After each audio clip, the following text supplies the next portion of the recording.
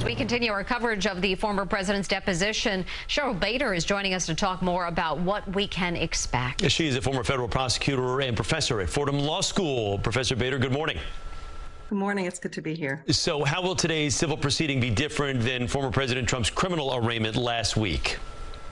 So they both involve the government bringing the action, and they both involve allegations of fraud, but they're very different because this is a civil lawsuit. So the government is seeking monetary damages, alleging that the fraud that was perpetrated cost the taxpayers money, and so they're looking to recoup that money. It's not a criminal case, so there's no possibility of conviction. So they're actually very different. Let's talk about the deposition today, and what do you expect will happen during the proceedings? So a deposition is when you take a statement outside of the context of the trial. It's before trial. It's part of discovery. And so it's not in a courtroom. There's no judge. There's no jury, but it is under oath. And so it can be used at the trial. And if Trump, as expected, takes what's called the Fifth Amendment and decides not to incriminate himself, the judge can either bar him from testifying at the actual trial, or can ask the jury, tell the jury that they're allowed to draw a negative inference from the fact that he would not testify. So let's talk. Very different than a criminal case. Yeah, so let's talk about that, taking the Fifth. Now, we've been reporting all morning.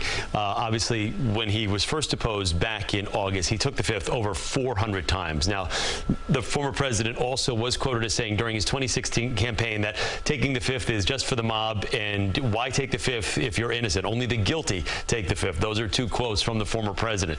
So do we see him pretty much at the advice of his attorneys taking that same approach today, do you feel?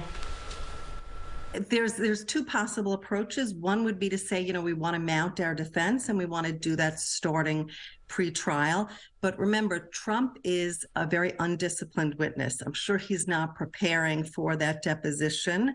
And I think his lawyers are concerned that, he might, put the proverbial foot in the mouth and really incriminate himself. And so it's not just, this civil case, but there could be possible charges, criminal charges that could come out of the case as well. So I think his attorneys are going to instruct him to take the Fifth again. And when it comes to a deposition, attorneys can ask anything, couldn't they? Absolutely. As I said, so the judge isn't there. I mean, there could be objections later to whether that would come in, but it's a very sort of free-for-all atmosphere. And as I said, with an undisciplined witness, I think you don't want to go there. So I would expect him to take the Fifth here today. So as far as last question for you, as far as today's proceedings go, if he continues to take the Fifth, and like we said before, it was 400 times back in August, how long do you think these proceedings will take place today? Right. So it might just be, repeating one right after the other, same answer. I on the advice of my counsel, I take the Fifth. And so it could be, a slightly shorter proceeding. On the other hand, they want to ask all those questions because they want to get on the record that he's taken the Fifth Amendment.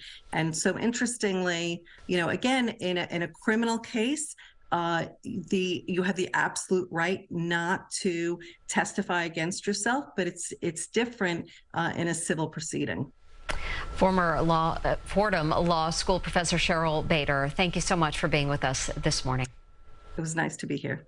And we'll continue to follow this story all day long on CBS News New York and on CBS 2 News at noon, and of course at our website, cbsnewyork.com.